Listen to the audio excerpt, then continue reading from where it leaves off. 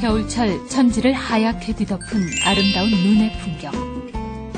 그러나 이렇게 아름다운 겨울의 정취가 무서운 자연재해로 이어지지 않도록 하기 위해 우리는 과연 어떤 대비를 할 수 있을까? 흔히 눈이 많이 내리는 현상을 대설이라 하며 일반 지역에서는 강설량이 10cm 이상 예상될 때 대설주의보를, 30cm 이상 예상될 때 대설경보를 발표한다. 그렇다면 대설에 대비하여 우리가 실천할 수 있는 행동 요령을 알아보도록 하자.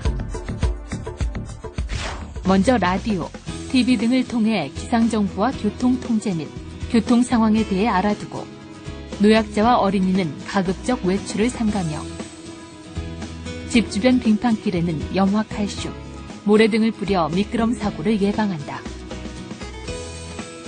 30cm 이상 눈이 쌓이면 자동차, 대문, 지붕, 비닐하우스 위의 눈을 수시로 치우며 내 집 앞, 내 점포 앞, 우리 동네 골목길은 스스로 치우도록 한다. 노후가옥은 안전점검을 실시하여 붕괴 사고를 예방해야 하며 고립지역은 비상연락체계를 유지할 수 있도록 해야 한다.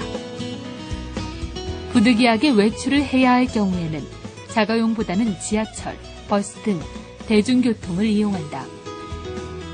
만약 자가용을 이용할 때는 평소보다 저속 운행하고 차간거리를 확보해 안전운전한다.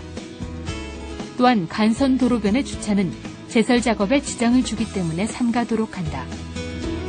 한편 농촌 지역에 사는 주민들은 대설로 인한 농작물 피해를 막기 위한 대비를 해야 한다. 비닐하우스 등의 농작물 재배시설은 받침대를 보강하여 재배시설이 무너지는 것을 예방하고 작물을 재배하지 않는 빈 하우스의 비닐은 걷어낸다.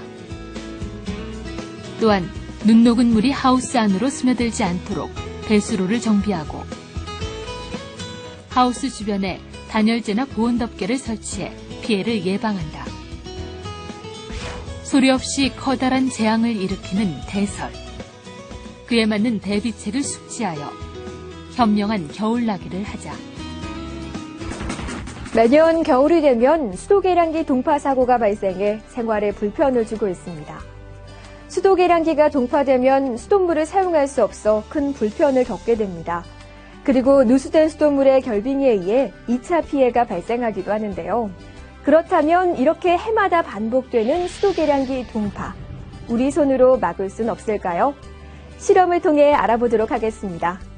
이번 실험에 사용된 계량기는 습식계량기, 건식계량기 분리형 및 일체형, 그리고 동파방지용 계량기 이렇게 4가지입니다.